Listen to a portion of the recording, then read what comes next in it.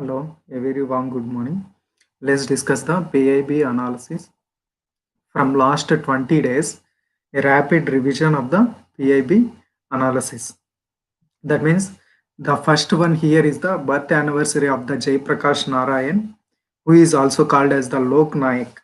Um, Lok Nayak has a formidable impact on shaping up the Indian society. He proposed the proponent of communism during the pre-independent era, and he also propounded greatly about the socialism after independence. And during pre-independent era, he worked for the left wing of the Congress, even proliferated armed rebellion. And during the Dandi March, post the March arrest of the Dandi, he continued the Congress work underground secretly, uh, and he is an active Gandhian philosopher during that time. And under the Congress Socialist Party, he was instrumental in establishing Congress Socialist Party in 1934 with the leadership of the Acharya Narayan Dev. And coming to the, he also carried out armed struggle during the civil disobedience movement. And in the post-independence era, he called for the total revolution, that is the Purna Kranti. He gave call for it, and first alternate Congress has been formed and vehemently opposed the emergency imposed by the Indira Gandhi. And next thing is the garner support, able to garner support students, um, middle class and part of intelligentsia for the total revolution. And Budaya movement, next thing is Budaya movement, dedicated himself to the Budaya movement of the Vinoba Bhave. This Budaya movement was started by the Vinoba Bhave, aimed at redistributing land for the poor. And his ideology is partyless democracy. The ideology of the Jaiprakash Narayan is the partyless democracy. And coming to the next person, that is the Nanaji Deshmukh. During the birth anniversary of the Nanaji Deshmukh, the Prime Minister Narendra Modi tweet regarding this. He received the Bharat Ratna in 2019. He is also a leader of the BJP and RSS, and he also received Padma Vibhushan in 1999. He is a social activist in the fields of education, health, and rural self-reliance. And inspired by Tilak and nationalist ideology, he is one of the founder of the Sarsanga Chalak of the RSS, and also actively participated in the Bhutan movement of the Vinoba Bhave and supported total revolution of the Jaiprakash Narayan, and the main architects of the Janata Party established by the, now it shapes into the BJP, and established India's first rural university. He established first India's rural university called Chitarkut Gramodaya Vishwavidyalaya, and he is pioneer in the anti-poverty minimum need program, and he implemented philosophy of integrated humanism. In prelims they may ask, the concept of integrated humanism was proposed by which one of the following? That is, answer is the Nanaji Deshmukh. What is it all about means improving living standards of 150 villages of the Bundelkhand region. And coming to the next thing, that is the in-space, Antrix and the NISIL. These are the commercial and parts of the ISRO. ISRO. Coming to the in-space, it is a part of reforms aimed to boost the private sector participation in the space activities. It is expected to handhold, promote, and guide private industries in space activities, encouraging the policies and creating friendly regulated environment. And reorient space activities from the supply driven to the demand driven. And thus, optimal utilization of the national space assets can be seen. This is all about the in-space. In-space is not about reforms of the private participation in the space activities of India. And coming to the NISIL, NISIL, NISIL stands for New Space India Limited. It is the administrative control. It is under the administrative control of the Department of Space, not under the administrative control of ISRO. This you have to remember. They may ask about a statement about the NISIL.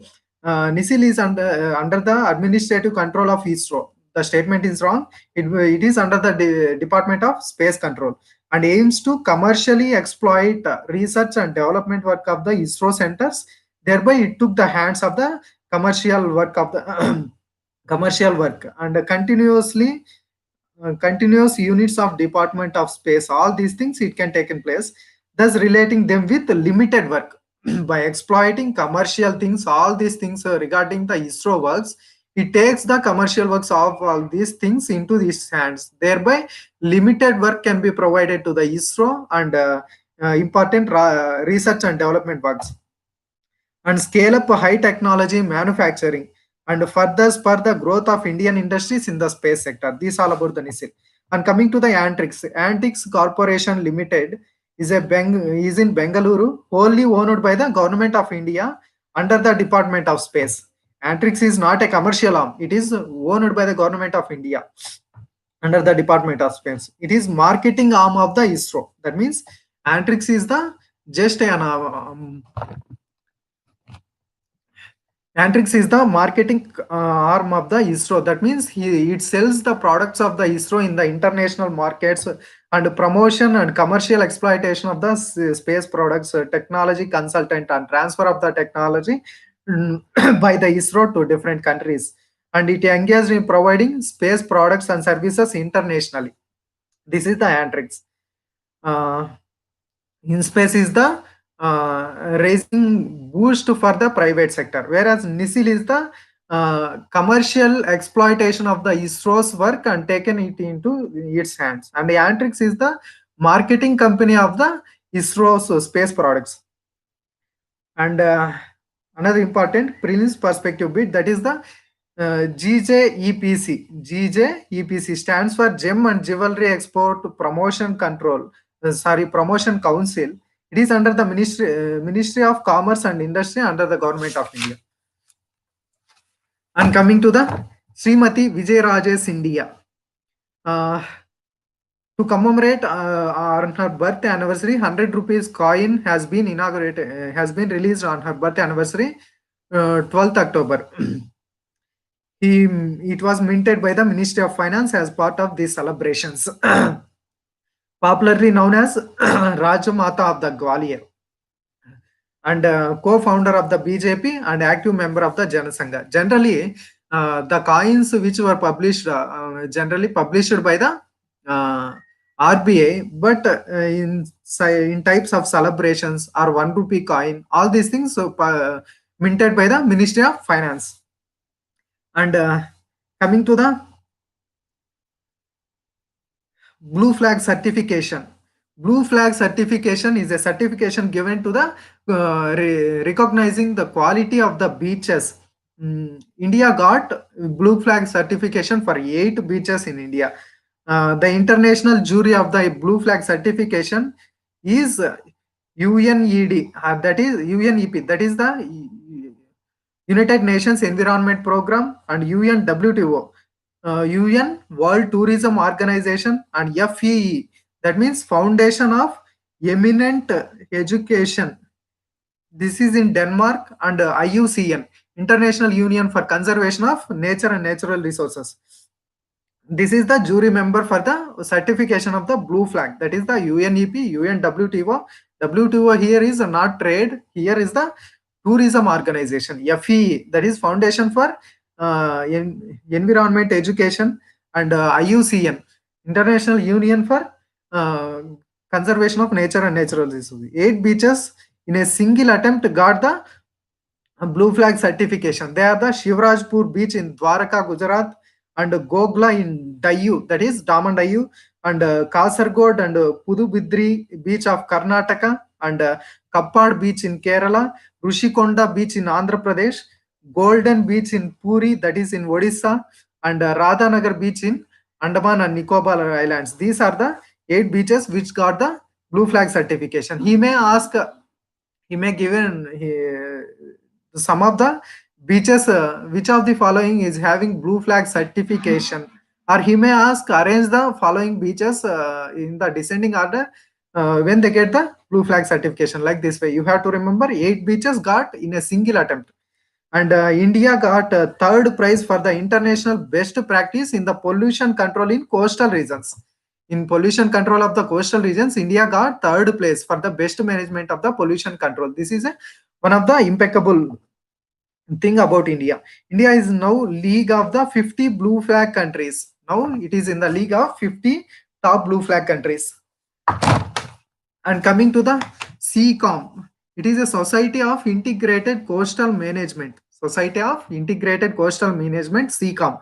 It is under the Ministry of Environment, Forest and Climate Change and Sustainable Development of the Coastal Regions of India. The flagship program under this is BEAMS and ICZM. What are these about flagship programs means?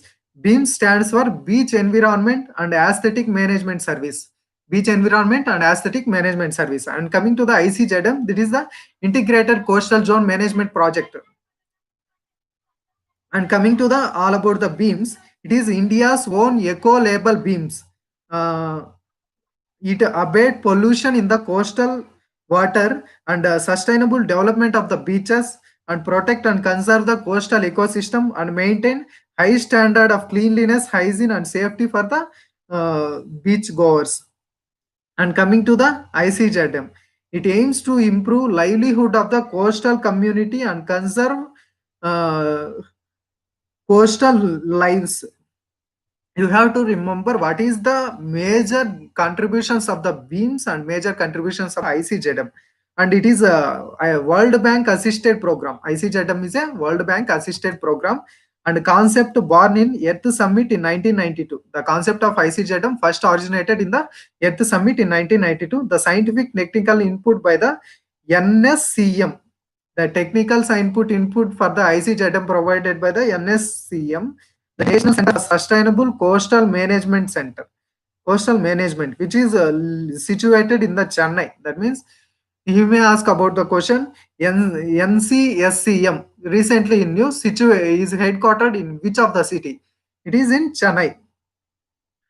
Generally, what is the difference? Means beams generally manages sustainable development of beaches as well as abate the pollution of the coastal waters. Whereas coming to the ICZM, it improve the livelihood of the coastal communities and conserve the coastal communities. ICZM is a World Bank assisted program. And coming to the next thing, that is the BRICS Ministerial Summit of the Labor Employment. BRICS is the world leading emerging economy, stands for Brazil, Russia, India, China, and the South Africa. In 2001, British economist Jim O'Neill coined the term BRIC with the four economies. Then no South Africa included in that. Only four members: Brazil, Russia, India, and China. And grouping formalized during first meeting of BRIC Foreign Ministers 2006. In 2006, the first meeting arranged and the BRIC summit has been formalized with the foreign ministers meeting. In 2010, South Africa was invited to join and chairman rotated annually among the BRICS in the order of BRICS. And 2020, Russia is presidentship. Russia is holding its presidentship. In 2004, sixth BRIC summit. NDB Shanghai was formed under the BRICS to support the financial assistance to the BRIC nations and emerging economies. That is the NDB stands for New Development Bank, headquartered in the Shanghai.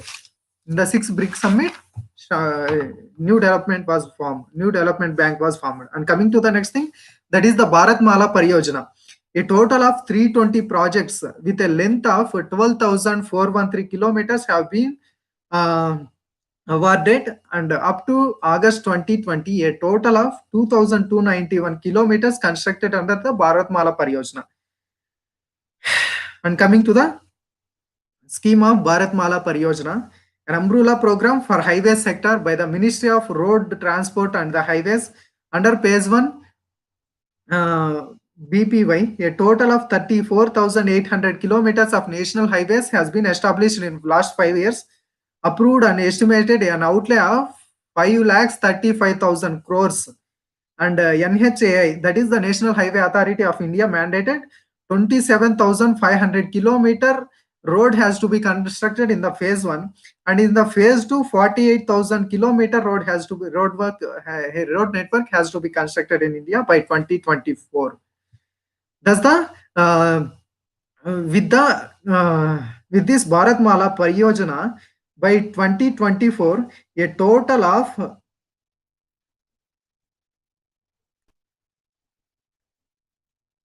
84,500 kilometer network of area network, road network has to be established under the kilometer. This kilometer area has to be established as road network by 2024. Objectives: to optimize efficiency, freight, passenger movement across the country.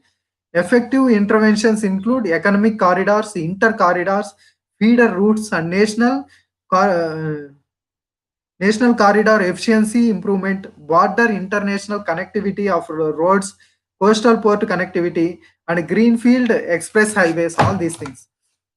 Coming to the next thing, Code on Occupational Safety and Health Conditions 2020. Uh, Now the labor, subject of labor falls under the concurrent list. Thus, Parliament and state legislature can make the law regarding the labor. Central labor laws in the broad groups can be classified in the following categories, that is the industrial relations and the wages and social security and safety and welfare and the working conditions. Central PSU Central PSU appropriate government is the central government.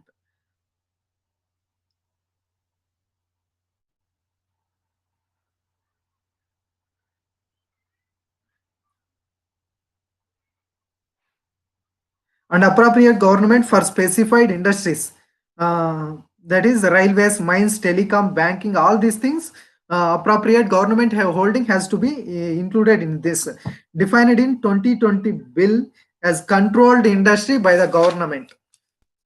And coming to the next thing, that is the uh, National Institute of Naturopathy, which is situated in the Pune, and it is under the control of the Ministry of the Ayush. Previously, it is known as All India Nature Core Foundation, which is a trust founded in 1945 by the Mahatma Gandhi. It is now called as NIN, National Institute of Naturopathy in Pune. A small information, skin diseases in the world leading to the fourth leading cause of the non-fetal disease burden worldwide. And coming to the next thing, that is the uh, NEGVAC. NEGVAC stands for NEGVAC, National Expert Group on Vaccine Administration for the COVID-19. This is an expert group to suggest the establishment of the different cold storage chains and monitoring of the vaccine supply mechanism. All these things can be controlled. It is consulted by both by the state governments, different state governments. And coming to the vaccine supply chain, which is having cold storage chains and distribution networks and monitoring mechanism and advanced assessment and preparation of ancillary equipment such as vials and syringes. And coming to the uh, Grand Challenges annual meeting. Uh, it is conducted by the Department of Biotechnology along with the Bill and Melinda Gates Foundation. It supports the international innovation collaboration and challenges in the health and development sector, forming India for the framing India for the world concept. And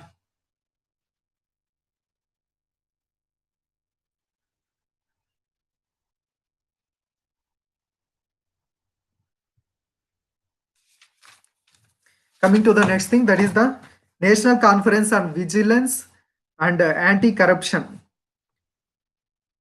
National Conference on Vigilance and the Anti-Corruption. The theme of 2020 is Vigilant India, Prosperous India. CBI organizes this conference coinciding with the Vigilance Awareness Week. That means National Conference on Vigilance and Anti-Corruption has been concurrent with the celebration of the Vigilance Awareness Week, which is celebrated every year. This Vigilance Awareness Week can be celebrated on the commemoration of the week of the birthday of the Sardar Vallabhbhai Patel. from October 31st his birthday, but every year from 27th October to 2nd November, it is celebrated as Vigilance Awareness Week. It will the Vigilance Awareness Week discuss the promotion of the integrity and probity in the public life through citizen participation. And coming to the it also the conference of National Conference on Vigilance and Anti-Corruption discuss various matters, that is challenges in investigation of foreign jurisdiction. When a crime committed in India and he belongs to the foreign, or he committed crime in the foreign and it belongs to somewhat related to the India, in such a situation the foreign jurisdiction plays a role. That is challenges in investigation the foreign jurisdiction and challenges in preventive vigilance, a systemic check against corruption, and systemic improvement of the financial inclusion, and prevention of the bank frauds such as non NPS, non-performing assets, and effective audit as the engine of the growth. For the engine of the growth, every public amount has to be effectively audited. And latest amendments about the prevention of the corruption acts up to date, there will be no ineffectiveness, and make the laws more effective, and capacity building and training, and multi-agency coordination in the investigation, emerging trends in the economic offenses, cyber crimes, and transnational crime measures to control the exchange best practices among the CIS, that is the crime investigation agencies of different countries. And it is the significant factor improves by all this is ease of doing business. By including all these things, you reduce the corruption and crime in the country, thereby it is a safer place for any investors to establish here and invest in such industries, thereby ease of doing business will increase. That's why the living standards of the people also increases. And coming to the Indo-Myanmar border. With the Myanmar, the Indian states, that is four states have sharing the border, that is Arunachal Pradesh, Nagaland, Mizoram, and Manipur, with a length of 1,468 kilometers. Under the program of why is this was in news? Because the Jal Jeevan mission has been implemented in the remote villages of the Indo-Myanmar border villages. At the Arunachal Pradesh, between the Arunachal Pradesh and Myanmar border, there is a pass called Dangsu Pass. And what is the border length between the India and Myanmar? And 1,468. You have to remember the border lengths, which is having the longest border lengths with the India. That is Bangladesh has having the longest international border with India. Apart from Bangladesh, which country is having? And you have to arrange them in ascending order and descending orders. They may ask in the prelims like that. Arrange the following countries with the largest border with the India in descending order or ascending order with respect to Bangladesh, Pakistan, China, Bhutan, and Myanmar. All these countries, Pakistan. There is no officially declared Afghanistan, but you have to say that Afghanistan is having border with India because we are Indians. Coming to the mission, that is the Jal Jeevan mission. The chief objective of the Jal Jeevan mission is to provide piped drinking water to all the rural urban households by 2024. This is the chief objective of the mission. The aim is to create local infrastructure for the rainwater harvesting, groundwater recharge, and household wastewater. That's why increasing the water resources management for the reuse, and also household wastewater management for the reuse in the agriculture. And the mission converge other central government and state government schemes under it. It acts as an umbrella program. And coming to the it achieve its objectives of sustainable water supply management across the country. The 16 we are having in the world, 16% of Indian population is there, but we have only 4% of the freshwater resources. That is, we are having a deficit of 12% of freshwater resources. And coming to the benefits of the Jal Jeevan mission. Uh, household pipeline water supply, clean and drinkable water, recharge of ground level waters, better local infrastructure, sorry, less waterborne diseases with the improvement of water conditions and less water wastage. All these things. And coming to the next thing, that is the Osiris Rex. This Osiris Rex is a probe to the asteroid Bennu to explore the about the conditions of this asteroid Bennu. The Osiris Rex probe has been launched.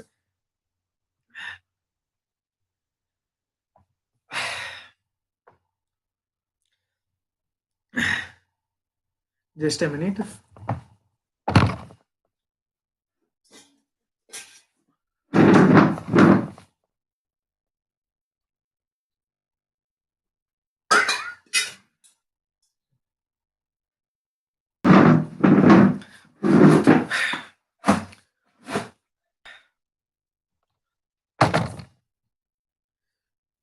Coming to the next thing, that is the PM Swanidhi scheme. Swanidhi stands for Street Vendors Atmanirbhar Nidhi. PM Swanidhi scheme. It is launched by the Ministry of Housing and Urban Affairs. Coming to the overview of the PM Swanidhi scheme, a special micro credit facility plan has been arranged under this PM Swanidhi scheme to provide loan up to 10,000 to every street vendors.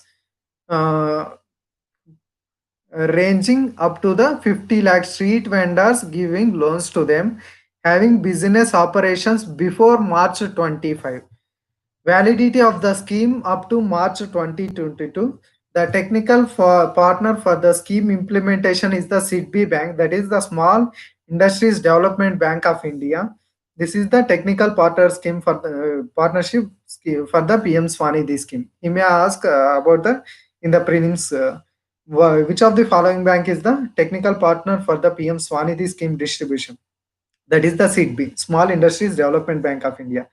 Credit guarantee to the lending institutions uh, through the Credit Guarantee Fund Trust of Micro Small Enterprises, CTG MSC. That means if you are supporting the loans for a government plan and the credit guarantee for you can be provided by the government under a credit guarantee scheme, that is the who is the credit guarantee provider here is Credit Guarantee Fund Trust of for micro small enterprises. And coming to the loans, the vendor can avail the working capital up to 10,000 and which will be repayable in one year in monthly installments. Early repayment, early repayment or on time repayment can give an interest subsidy to them, that is the 7% per annum, which will be directly benefited to them through the DBT in their bank accounts on 6 months basis. No penalty will be hold on the yearly payments. Who are the eligible under this means vendors, hawkers, telewalas, rehliwalas, telipad walas who supply goods and services to the street vendor and the street vendors in the peri-urban rural areas also eligible under this scheme. And coming to the Garba dance. The Garba dance is a folk dance of the Gujarat, which will be performed in the Navaratri festival. Garbha is a Sanskrit word which means womb. Traditionally performed around the centrally lit lamp. Around this lamp, they will dance.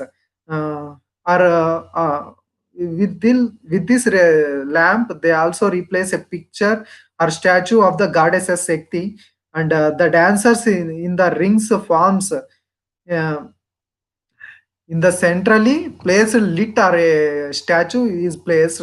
Around this, a ring forms of the people will dance. This ring form indicates that Hinduism as a cyclical. And the theme of this is subject of nine goddesses and dance vary from place to place in Gujarat. And coming to the Mallakhamba, an indigenous sport origin in India, gymnast performs yoga postures and wrestling grips in concert with vertical hanging wooden pole or rope. Word Mallakamba means refers to the pole used in the sport, and a pole usually made up of sesame and which will be polished with the castor oil. Sesame is the Indian rosewood. Three versions of the Mallakamba is there. That is, they may support a sesame pole, or they may support a cane, or they may support a rope. It is the state sport of the Madhya Pradesh. Mallakhamba is the state sport of the Madhya Pradesh. It is now spread to the USA, Germany, Poland, Malaysia, and 20 other countries. Um, and coming to the next facts, Thoothukudi, which is called as the Pearl City of the Pandyan Empire. During the Pandyan Empire, Thoothukudi is called as Pearl City. Now, India, the Pearl City of India is the Hyderabad. The four matas established by the Sri Adi Shankaracharya in the India in the four directions are: in the north there is Badrikashram, and south Sringeri. Sorry, in the south Sringeri, in the east Puri, in the west Dwaraka. These are the pitas established by him in the four directions of India. And coming to the Pulwama Chinar wood pencil slates, 90% of countries demand for the pencil slats and timber castings used by making this wood. And the Chinar wood, which is having high moisture content and softness, used for the pencil manufacturing. And Wuko of the Pulwama is called Pencil Village for its production, and it also helps in providing employment to the rural populations. Coming to the Khadi, Khadi is the symbol of the simplicity, known for its ecologically friendly fabrics. In health terms, body friendly fabric, global Khadi. Uh, the spread of the Khadi has been seen in the global villages also. In Mexico, a village called Oaxaca, globally called as Oaxaca Khadi. Yes, the source for this is a young man who, inspired by Gandhi's ideology, seen Khadi as a self-sufficient product for the rural economy. He introduced the Khadi finally in the Oaxaca from India. He described it as a symbol of Dharma in motion in his writings. And coming to the Statue of Peace on the birth anniversary of Jain Acharya Vallabhasuri. This Jain Acharya Vallabhasuri, he is the par example of the humanism and the spiritualism. His childhood name is Chagan. He born at Vadodara on October 26 in 1870. His Guruji was the Vijayananda Suriji Maharaj, who is also called as Guru Atma Ramji. He took monkhood at the age of 17. At the age of 17, he became the sannyasi. He learned Jaina philosophy. The Jaina philosophy doctrine has three components, that is the Ahimsa, Anekant, and Aparigraha. Ahimsa stands for non-violence, Anekanta for non-absolutism, Aparigraha non-possessiveness. Worked for the welfare of the society irrespective of caste, creed, and class. He established large-scale schools, colleges, gurukuls, libraries, centers, and craft learnings. Sri Mahavira Jaina Vidyalaya, which is established in Mumbai, is a excellent example of his workings. And apart from this, Sri Atmananda Jain Gurukul at the Gujranwala, and Sri Atmananda Jain College at Ambala has been established by him. Apart from these, several schools and colleges he established in 7 states. His 14-point peace formula is highly inspired by the Moraji Desai, and it is the base for the Panchashil of the Jawaharlal Nehru. And he actively engaged in the freedom fight and cause of the Swadeshi movement. Coming to the Statue of Peace, it is a 151-inch tall statue which is made up of Ashtadhatu, that is 8 metals, mainly composed of the copper. That means copper being the major metal, being installed at Vijaya Vallabha Sadhana Kendra at the Jetpura, Pali in the Rajasthan. Coming to the emergency retrieval system for the power lines. That means when power cut off due to the natural calamity or a disaster, in such a situation, to enter into the conventional energy, it is very difficult. In such a situations, emergency retrieval system can give the power lines easily. It is developed by the CSIR SERC, which is situated in Chennai. This is the first indigenously developed ERS. Up to now, we are imported the emergency retrieval systems. This will have an import substitute and cost of 40% from the important system. That means if you are buying a imported emergency retrieval system for other countries with rupees of 100 rupees, now it is only cost of 40% in this. That's only, that means 40 rupees approximately. This is the percentage, that is the 40%. ERS have a big market requirement in India and other SAARC countries and Africa. Hence, it is a big technological development towards the Atmanirbhar Bharat and Make in India. And coming to the emergency retrieval system, a lightweight modular system used as a temporary support structure to restore power immediately after the collapse of the transmission lines due to the natural calamities such as cyclone or earthquake, floods, or all these things. Emergency retrieval system can be restored in the disaster sites within 2 to 3 days, whereas the conventional electricity it may takes weeks ago. It is made for structurally highly stable box sections and lightweight, modular, reusable, provides completed solution.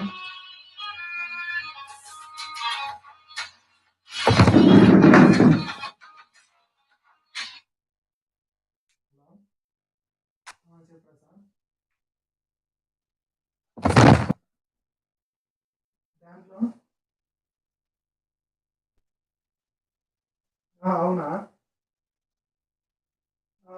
పెట్టినాడా ఇప్పుడు? అవునులే. చూస్తాను. చూస్తాను.